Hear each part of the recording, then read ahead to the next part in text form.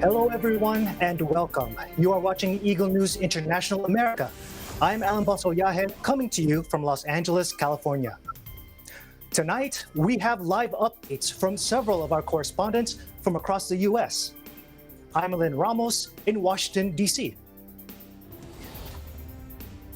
Mayor Bowser orders statement of reopen D.C. to begin tomorrow, May 29, 2020.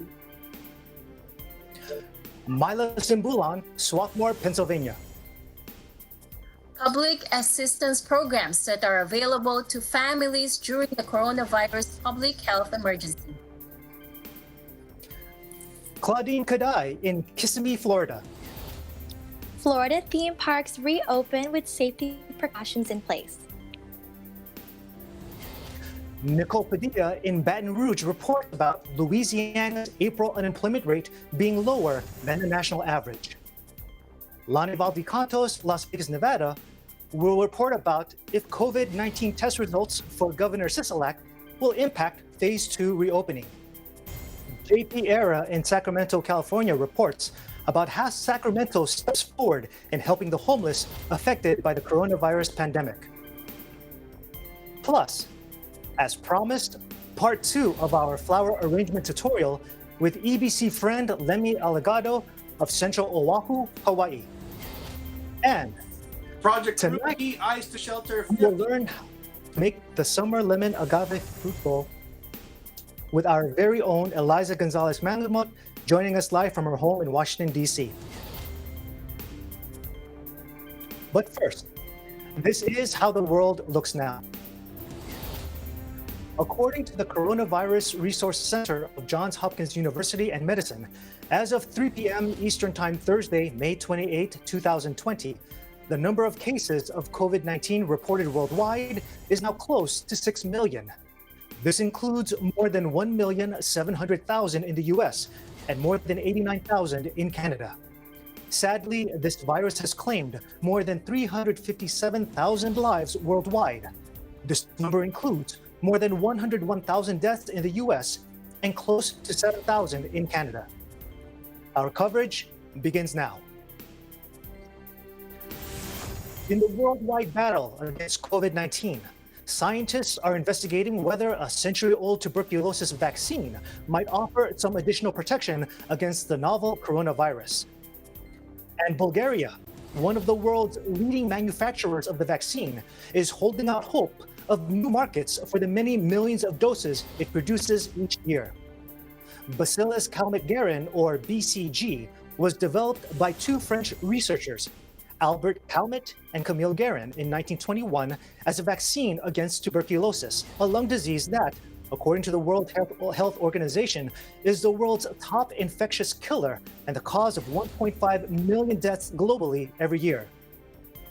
In the fevered search for a treatment against COVID-19, clinical trials are underway in Australia, South Africa, Europe, and the United States to examine a hypothesis that BCG might provide a complementary shield against the novel coronavirus. The WHO, for its part, said last month that there is no evidence that BCG protects people against infection with COVID-19. Nevertheless, Bulgarian scientists suggest that the Balkan country's high rate of BCG vaccination, as well as an early lockdown, helped it to escape the worst of the pandemic. Immunology professor Bogdan Petronov told BNT Public Television, quote, "BCG generates a powerful immune stimulation, and while we are waiting for a specific treatment or vaccine against the novel coronavirus, we must put our bets on immunity." Neonatologist Valentina Gerginova said that those who have had the vaccine experience, quote, "milder forms of other bacterial and viral infections," and that it could therefore also benefit those who are exposed to the novel coronavirus. Тъй като БЦЖ ваксината се прилага от 1951 година, повече от половин век в България, и за цялата ми 30 годишна практика и повече, всъщност ние винаги сме правили БЦЖ в периода на новороденото. В нашата болница смело мога да кажа, че само 1% от родителите се отказват от ваксините въобще за неонаталния период, ПЦЖ и хепатитната ваксина. 99% децата са покрити. Много заболяване. Успоредно с образуването на антителата срещу туберкулозния бактерии се стимулира така нареченият първи ред от имунните клетки в човешката имунна система. И може би това... Gergenova has administered BCG shots to newborn babies for more than 30 years at a private Sofia hospital. While many countries now carry out only targeted BCG vaccination campaigns, Bulgaria insists on the mandatory vaccination of all newborn babies. Bulgaria is also a major producer of the vaccine, exporting it to 140 countries. Its state-owned Bulbio is one of the 22 pharmaceuticals firms worldwide that manufactures it, and only one of 3 in the European Union. И може би това има връзка с общата стимулация на имунитета и с факта, че хората, които имат ПЦЖ ваксина, не заболяват или ако заболеят, прекарват със сигурност по-леко и други бактериални и вирусни инфекции. В контекста на пандемията в момента доказва се почти със сигурност вече, че всъщност в страните, в които се прилага рутинно ПЦЖ ваксината, заболеваемостта и смъртността са с 40% по-ниски, което никак не е малко.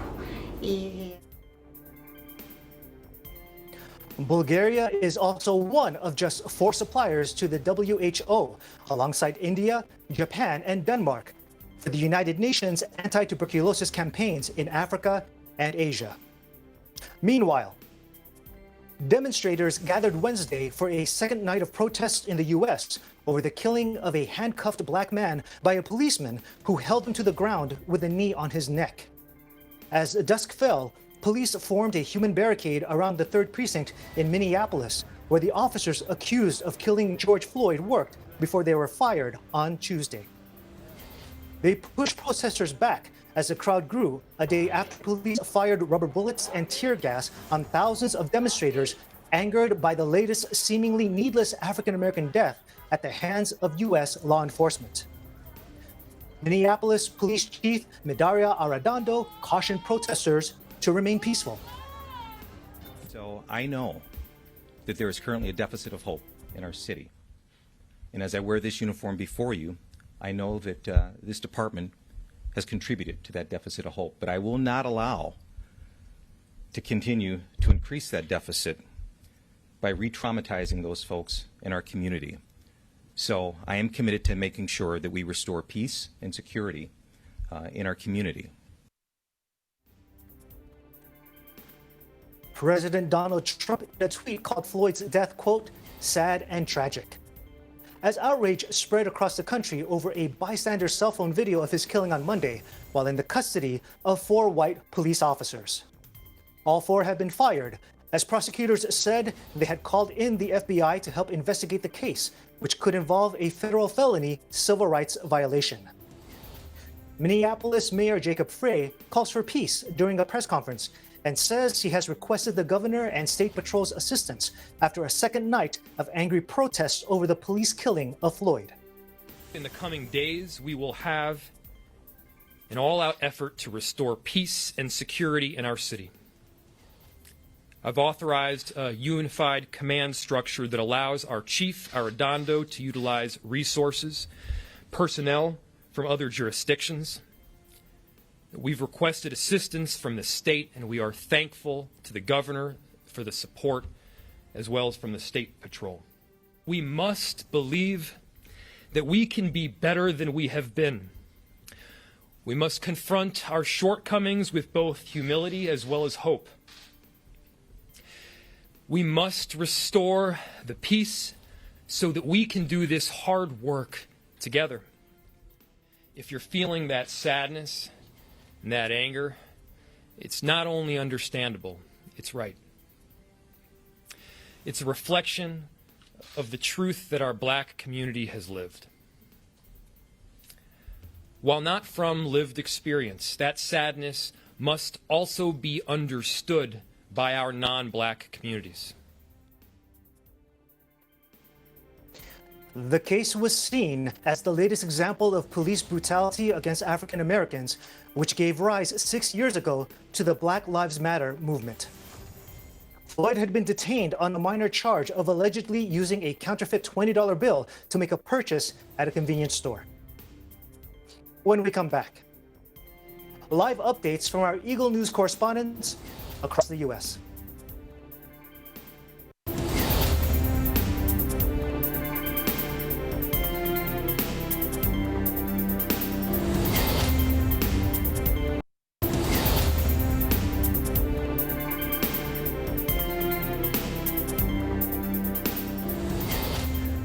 You are watching Eagle News. I'm Alan Basoyahe in Los Angeles.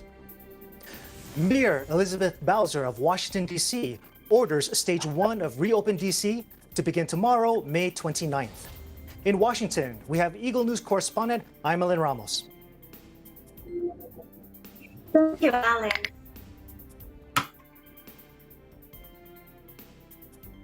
Okay. Congratulations, DC! Mayor Muriel Bowser issued an order to begin Phase 1 of Washington, D.C. reopening. She announced via Twitter that Washington, D.C. has reached its 15th day of sustained decrease in community spread of COVID-19. As of yesterday, May 27, there were only 86 new positive cases added to the total confirmed cases of 8,492, with 8 additional deaths, bringing the total fatalities to 453. As previously reported, a 14-day sustained decrease in community spread is one criteria for DC to begin its reopening stages. Because of this, Stage 1 of the mayor's #ReopenDC plan will start tomorrow, May 29. But what exactly is Stage 1 according to the #ReopenDC plan? Based on the recommendations made by the ReopenDC advisory group, Stage 1 is when the nature of the pandemic has a declining virus transmission. Now that the benchmarks for Stage 1 have been met, the general recommendations are that gatherings are allowed up to 10 people, travel is still discouraged, working remotely is still strongly recommended, and we can participate in low-key risk activities with strong safeguards. The safeguards that were mentioned in the recommendations include things we've already been doing, like physical distancing of at least 6 feet when not at home, mask use in public spaces, stringent personal hygiene, staying home when sick, and regular disinfection of surfaces. In Stage 1, restaurants can open outdoor seating with physical distancing and safeguards. When we hit Stage 2, restaurants will allow indoor seating with physical distancing, safeguards, and up to 50% capacity. For now, DC gets a chance to enjoy the local establishments from outside. But hey, the weather is warm, so it should be nice. Just don't go when it's raining. Now for retail businesses, Stage 1 allows non-essential retailers to provide curbside and delivery service. And this is a big one. Many friends and colleagues are in need of a haircut. I myself am looking forward to getting a trim. Stage 1 of the Open DC will have barbershops and hair salons to reopen by appointment. And again, with strong safeguards and physical distancing. The guidance says 5 people per 1,000 square feet. But please keep in mind that certain services are still prohibited in Stage 1. They include waxing, electrolysis, threading, and nail care. For parks and recreation, Stage 1 allows that parks, fields, tennis, tracks and fields, dog parks, and golf courses can reopen with safeguards. But playgrounds, public pools, and recreation centers will remain closed.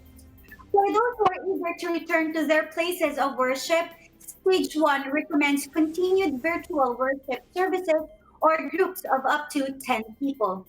Each state of this reopening plan differ. We would like to reiterate that it's very important that DC residents consult with the latest guidance as issued by the local government to confirm exactly what is and isn't open. Take note, the requirements for the vulnerable or those with underlying medical issues might also be different. It always helps to check which services are available and which are not. You might be excited to travel to your local gym for a workout, only to realize that gyms will open at stage 2 of #ReopenDC.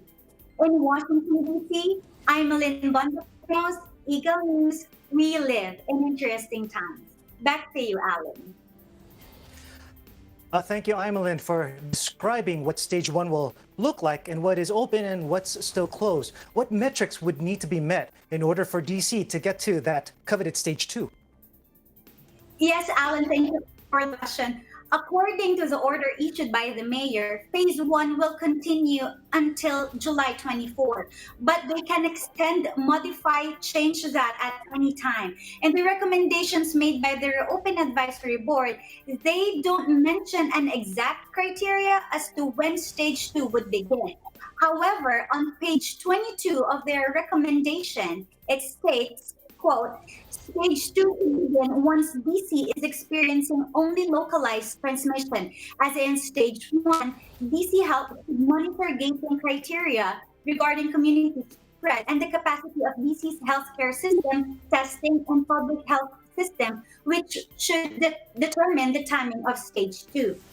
So it appears that as long as we continue to meet the criteria as mentioned in stage 1, and it continues to improve, then they will inform us when stage 2 will begin. Well, hopefully sooner rather than later.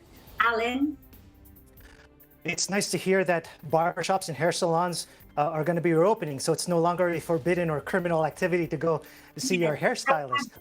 Yes, I have actually made an appointment.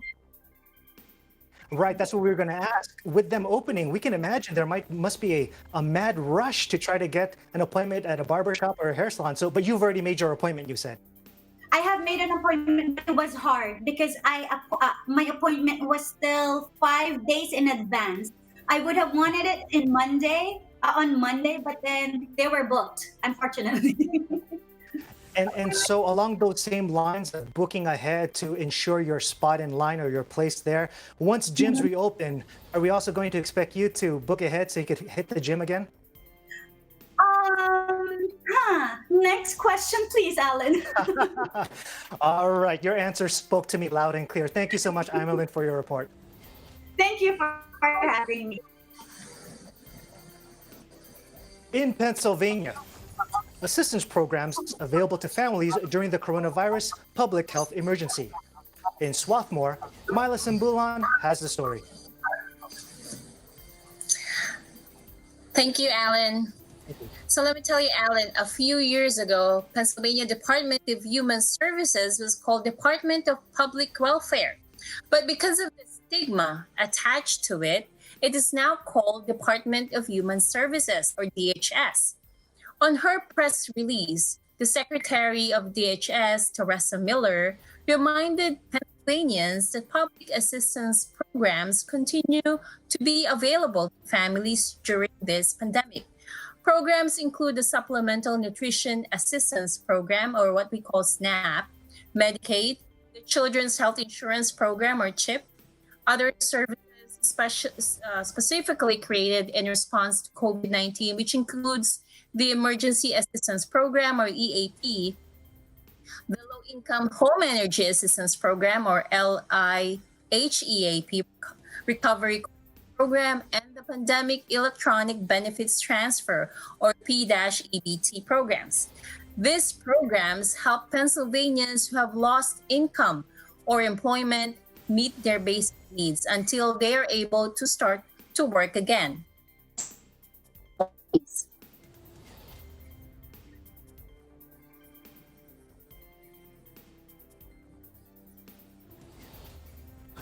Today, the Department of Human Services connects eligible Pennsylvanians directly to resources that everyone needs to survive: food, health care, and energy to heat a home in the winter. These programs cannot sustain a family or an individual.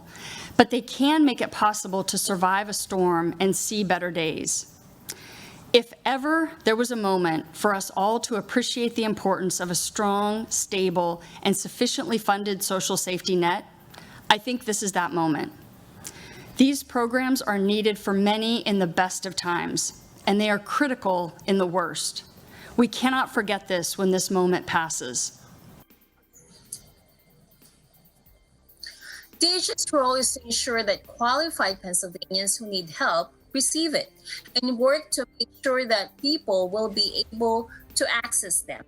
DHS also works with partners at state and federal levels to implement policies in the midst of this public health crisis. This includes extending certification periods for public assistance programs or suspending the closure of Medicaid cases except in certain circumstances so participation can continue through the public health crisis. Secretary Miller ended her press release with these words: "It's okay to ask for help because we can and we'll get through this together." In Swarthmore, Pennsylvania, Mila Simbulan, we live in interesting times. Back to you, Alan. Mila, why do you think public assistance programs are so important this time of crisis? Alan, during this pandemic, many lost their jobs, others their businesses, and more people, especially those who are already having a hard time getting proper health care or having issues with food security before this pandemic even happened, will be greatly affected. So these programs will hopefully ease their hardships until, they're back to their feet. Alan? Right, and there might be some residents who in the past never needed to rely on programs like this. But do you think it's important that regardless of their situation before, maybe they weren't used to asking for help, that they should know that help is available? That's right. That's why I think Teresa, the secretary, is pointing out that, if you really need help, just ask for it. Because many people, some of them are proud. Like you said, they're not used to asking for help. So that's why they're doing this press release. They're telling people that we are here to help. Alan? An excellent message, everyone pulling for each other. Thank you so much, Mila, for your report. Thanks, Alan. Florida theme parks reopen with safety precautions in place. Claudine Kadai in Kissimmee reports.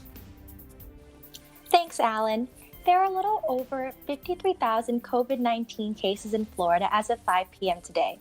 But in more magical news, Florida's theme parks are in the beginning stages of reopening their gates to the public.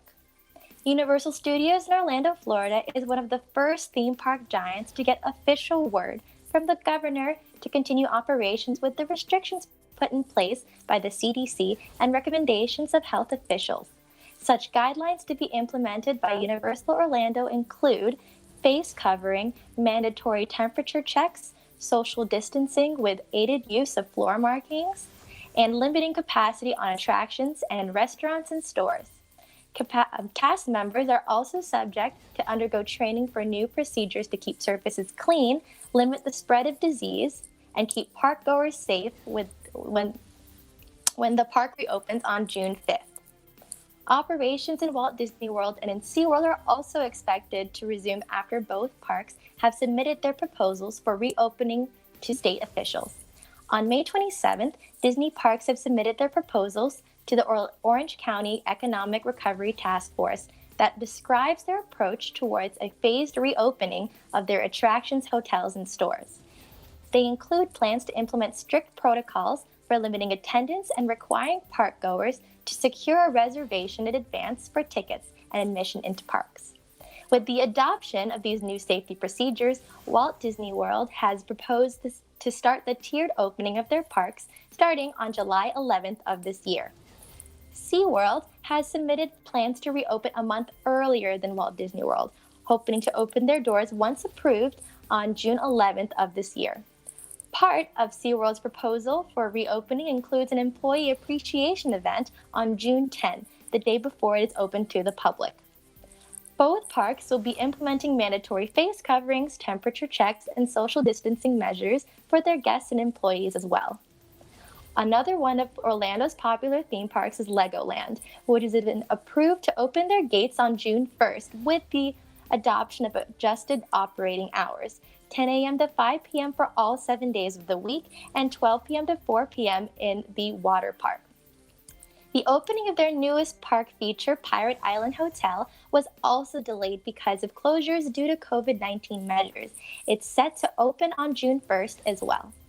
As indicated on their website, restrictions are in place to turn away park goers with coughing or fever symptoms, those who have traveled internationally, including cruise lines, or to locations with widespread COVID-19 transmission, or have tested positive for COVID-19 within the last 2 weeks or 14 days. At the park itself, new procedures have been put in place to limit close interactions. The front gate serves as a disposable mask distribution site for visitors and a height checkpoint for riders who will be donned with wristbands indicating rides certain children are eligible for. And hygiene stations have also been set up around guest and employee areas throughout the park. As businesses and now theme parks are reopening for the public, we are all hoping towards a brighter, more magical new normal. In Kissimmee, Florida, I'm Claudine Kadai. We live in interesting times.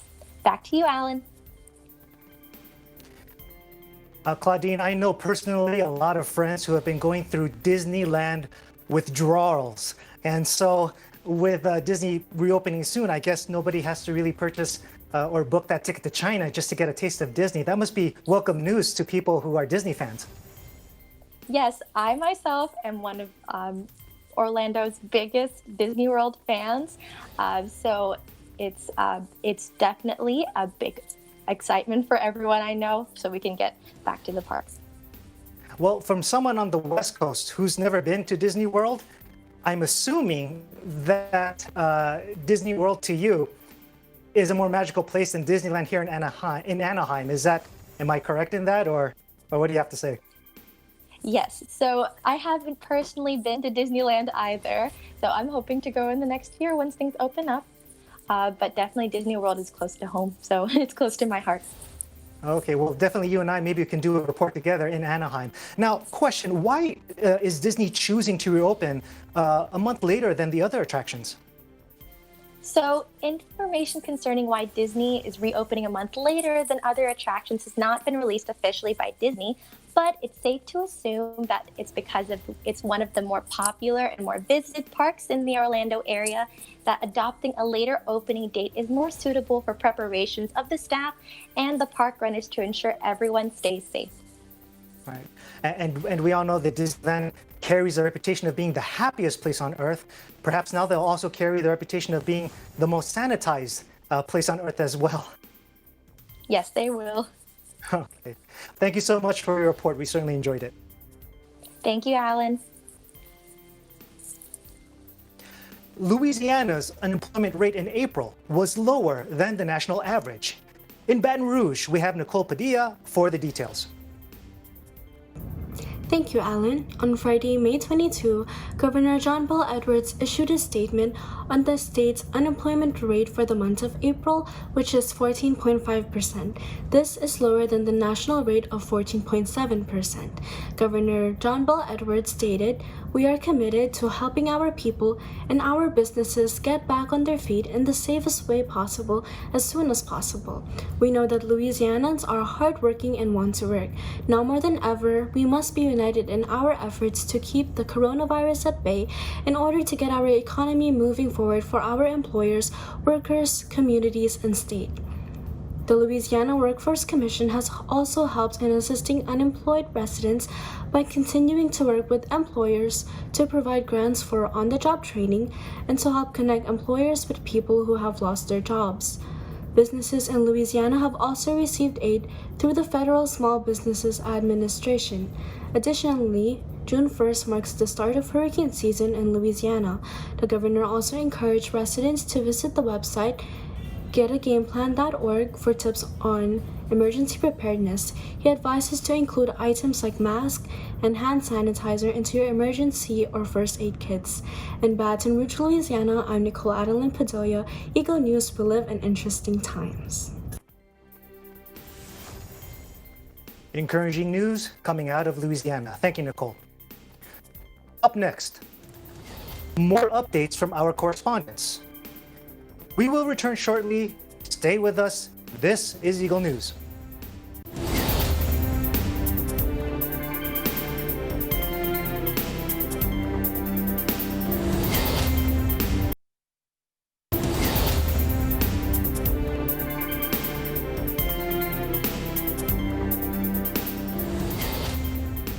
Welcome back. You are watching Eagle News. I'm Alan Basoyahe in Los Angeles. Will the COVID-19 test results for Governor Sisolak impact Nevada's Phase 2 reopening? Bringing us that story is Eagle News correspondent Lani Valdecantos. As reported earlier this week, Nevada Governor Steve Sisolak canceled a live press conference this past Tuesday after learning that he was potentially exposed to COVID-19. Late last week, he made a brief visit to the Northern Nevada Department of Employment Training and Rehabilitation Center to thank employees for their tireless work connecting Nevadans to their unemployment benefits. The governor was seen wearing a face covering and practicing social distancing. It was then later reported that an employee tested positive for COVID-19. Even though that specific employee was not in the building during the visit, the governor was immediately medically evaluated and tested. We are pleased to announce that the result is in and the governor has tested negative for COVID-19. News of this potential exposure came moments before the much-anticipated update of Phase 2 of the Nevada United Roadmap to Recovery reopening plan, which the governor conducted over a conference call with local and national media. The highlights of the Phase 2 are as follows. Friday, May 29, will mark the beginning of the Phase 2 reopening. This decision came from the consistent and sustainable downward trajectory of the percentage of positive COVID-19 cases and a decrease in the trend of COVID-19 hospitalizations. For confirmed COVID hospitalizations, it's reported that we are on a 35-day downward trend. According to the Nevada Hospital Association, intensive care and ventilator use remained flat this past weekend, and hospitals continue to have enough capacity to manage if a surge were to happen at this time. While the governor stated that he cannot emphasize enough the importance of everyone to continue to wear face coverings and maintaining at least 6 feet of social distancing when out in public and around people who are not in your household, he announced the additional businesses and facilities that can now open in Phase 2. These include the increase to 50 people for public and private gatherings, gyms and other fitness facilities up to 50% capacity, all salons with aesthetic and skincare services, day and overnight spas and massage services, even water park and other aquatic facilities, indoor malls, bowling alleys, and movie theaters, museums as well, and art galleries are all scheduled to open. As it was for Phase 1, Phase 2 will remain effective for 2 to 3 weeks per the governor. He continued to remind Nevadans that our action will determine our next step. He also stated that according to the medical experts, until there is a cure or a vaccine, social distancing is the most powerful response we have to slow the spread of COVID-19. In Las Vegas, Lani Valdecantos, Eagle News. We live in interesting times. Still haunting to see the Las Vegas Strip being so empty. Thank you, Lani, for that report. Sacramento steps forward in helping the homeless affected by the coronavirus pandemic. JP Era in Sacramento has the story.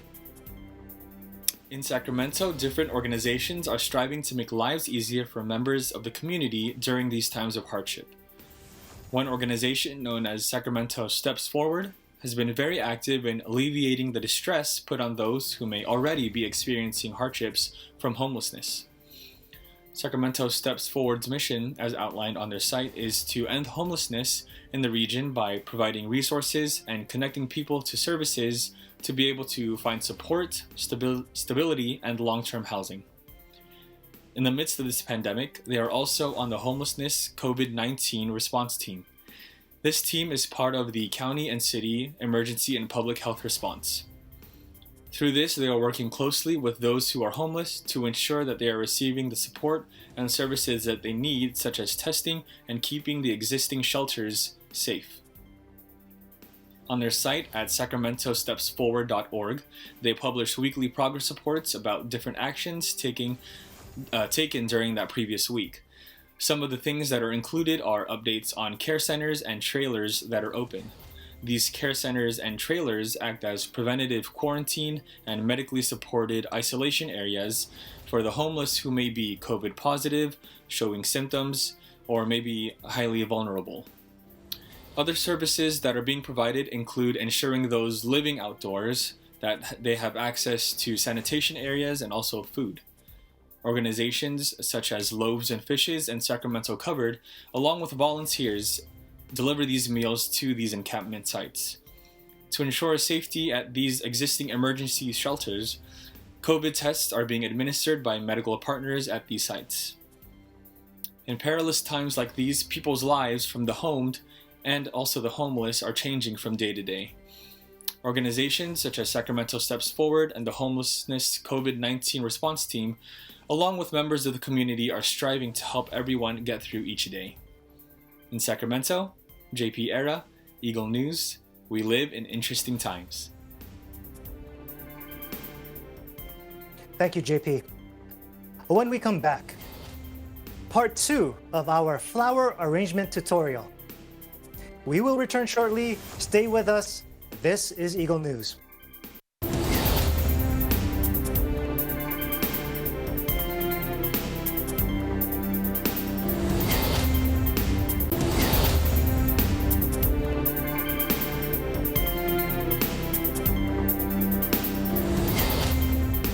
Welcome back. You are watching Eagle News. I'm Alan Basoyahe in Los Angeles. A few days ago, we brought to you a flower arrangement video tutorial, and we promised you there's more to that. Tonight, with us again, is EBC friend Lemi Alegado in Central Oahu, Hawaii, with more of her stunning floral centerpiece and home accent creations. Take a look. How are we gonna reuse all those leftover flowers? When it's drying, the stem, you have to cut it, right? And put in the teacup. So this is the finished product. It's the teacup. I'll just do it, mix and match whatever colors you want. And one technique of this, just sort all the same colors so that your eyes will not too busy in looking. And to hold the flowers, you can use a clear tape if you don't have a floral tape. So you don't have to buy, all right? And by the way, these greeneries are from my yard. So you can use all the foliages from your garden. You don't have to buy. In making your flower arrangement, say for example, if you're beginners and you don't know what kind of flower arrangement you want to form. So it's better if you have either your clear tape or this floral tape. This is the waterproof floral tape. So I'm gonna tape the grid, or I make a grid on top of the container. So I'll just tape one across. So I'll do it vertical, whatever spacing you want. But before you put the tape, make sure you pour the water inside. Do make sure now to cut your flower 45 degrees angle and just shoot them. So it's easy as that. Whatever flower arrangement you want, you can form any kind of dimension you want or any kind of structure of flower arrangement. Anyways, then we can put some of this just to put some of the variation of the flower arrangement. And if you want to make it look fuller, we have all this from the yard. These are the greenery, the foliages. I'm not really sure what's the name of these leaves, but you just insert it to make it more fuller. And I will advise this kind of flower arrangement for putting the grid on top of the lid is those straight stem flowers, because it holds it nicely. And that's it. How is it? And you can see this kind of arrangement at flower shop or florist. It's really pricey, it's really expensive, but if you do it yourself, you can save a lot of money. All right, now we're gonna go to the best part of the flower arrangement.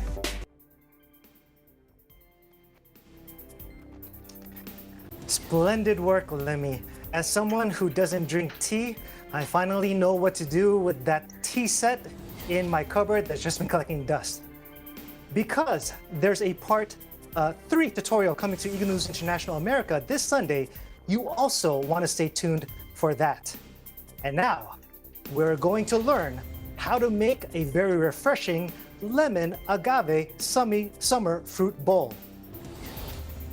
From flowers, we're transitioning to fruits. Summer being just around the corner, and the weather is pretty much starting to let us know that one way to enjoy warmer temperatures is to snack on something refreshing and healthy. To share with us this easy to make and cooler than cool summertime snack, joining us live tonight is our very own Eliza Gonzalez-Manlikmot from her home in Washington, D.C. Hi, Eliza, what have you got for us? Hi, Alan. How are you? I'm doing well. I'm excited. That's good. That's good to know. Like you said, we have for you, we will prepare this very timely summer snack, which we are calling lemon agave fruit salad bowl. And our ingredients for today are grapes. They've already been picked out from the stem. We have blueberries and strawberries. How refreshing is that? Are you a fan of fruit, Alan? I am, especially if someone else is preparing.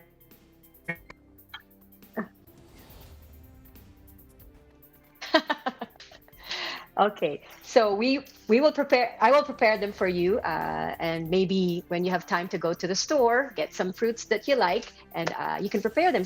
You can prepare them yourself. So we have grapes, which are rich in vitamin C. It's a very powerful antioxidant, and it's also rich in vitamin K, which is vital for healthy bones. We have the blueberries, considered a superfood, and it's also considered the leader of antioxidants. It's low in calories, but very high in nutrients. We also have strawberries, they're excellent source of vitamin C, giving our immunity a boost. Also, we have lemons, as the source of vitamin C, again, promotes hydration and aids in digestion, made up of 10% carbs in the form of soluble fiber, but make sure that you have to eat the pulp to get the benefits of the fiber. If you want to have more of a tropical feel, you can also use pineapples, mangoes, or kiwis. And to sweeten, to give an extra good taste to our salad, we are using blue agave. It is an alternative to sugar. And Alan, according to allaboutagave.com, it's saying that blue agave boasts considerably of low glycemic index, making it a favorable option for those dealing with obesity, diabetes, thyroid disorder, or heart disease. Excellent. Also, you can add fresh mint. Are you a fan of fresh mint, Alan, of that green leafy minty flavored leaf. Yes, yes. Again, as long You as can someone's also add preparing that it. to this. Okay, you could add that to all stuff. Okay, so now we're gonna put them together. What we need are 3 cups of grapes. We're gonna make. I washed my hands before we got to this segment, so my hands are clean. Just make sure, especially if you're preparing it not just for yourself, but for your family too. Okay, so that's 2 cups. And 3. So we're gonna have 3 cups of grapes, and then 2 cups of strawberries. We've already sliced the strawberries into 4. If they're big, if they're too big for you, you can slice them into 4 parts or pieces. 4 parts. Or if they're kind of small, just half them. Then that should be fine. Or if they're super tiny, then you don't have to just eat them whole like that. So 2 cups of strawberries, put them in the bowl. All right. And then a cup of blueberries would be my favorite. So if you want, it doesn't have to be exactly like a cup or 2 cups or 3 cups. It depends on which one is your favorite. So just mix them all in. All right, so the fruits are there. We are going to put half a lemon into the mixture. These have also been pre-washed, so they're clean. Take out the seeds if they have, and then you squeeze it into the mixture. So it's kind of a combination of sweet and sour. I'm using green grapes because to me the red grapes are too sweet. So green grapes are okay. It has to be seedless too, so they're easier to eat. I know Myla would love this too. So hi Myla, this is for you also. And I'm Lynn. Okay, and then for our last touch, of course, we put in our blue agave. A 3rd cup of blue agave. Yay! So if you want to use honey, you could use that also if you're not a fan of agave. Honey or whatever sweetener you like. Okay. This is also depending on how sweet you want it to be. If you want it just a little bit, then you don't have to put a 3rd cup. You could maybe put just a 4th or a 4th or 2 to 3 teaspoonful of agave. Okay, so now that everything is in there, we toss it. Okay, let's show it. Oops. Okay, and then we chill it for maybe 15 minutes in the refrigerator, and then it's ready to serve. So here you go. This is for you, Alan. Oh, I'll take it. Thank you for joining me, and we hope to see you next time.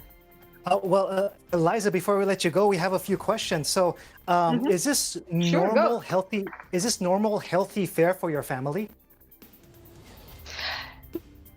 Yes, actually, I'm pretty lucky because my kids, they love fruits, and they would snack on them like all day, and they could actually, this serving is only for maybe just the 2 of them. I have twin girls, so I think this serving that I just made is just enough for the 2 of them. So if I want some for me, then I will have to make my own another serving of it. It's time to get a spare refrigerator and hide that somewhere. And you mentioned your daughters. I guess it's a good message to give for young adults or children who are just used to eating candy and things like that. That fruit, especially what you prepared, is a very good alternative. That's true. Instead of candy, like you said, or chocolates, or chips. This is, I think, a better alternative to snacking. Especially, they're always at home, they're always hungry. So it's better to give them a little bit of alternative instead of those processed stuff.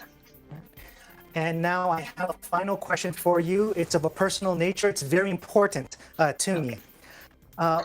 If I were going to make this summer lemon agave fruit bowl for myself and ate it every day, how much weight would I lose? Oh, I don't know if you're gonna lose or you're gonna gain. Well, it's we'll wait for the results. Well, we could try, but you tell me if you lose or if you gain. Because if you eat too much of anything that's too much is not always good. So it depends. I can't answer. All right. Well, anyway, I will enjoy that. I'm going to try that at home. Thank you so much, Eliza, for that report. Thank you for having me. Let's continue to thank our frontline and essential workers with a round of applause. Again, we salute each one of them, and we truly appreciate you. And how about another round of applause for our 2020 graduates? Every level, K through 12, higher education, technical, and private schools, we applaud each and every one of you. That is today's Eagle News International America. Thank you for joining us. I'm Alan Basoyahe. We live in interesting times.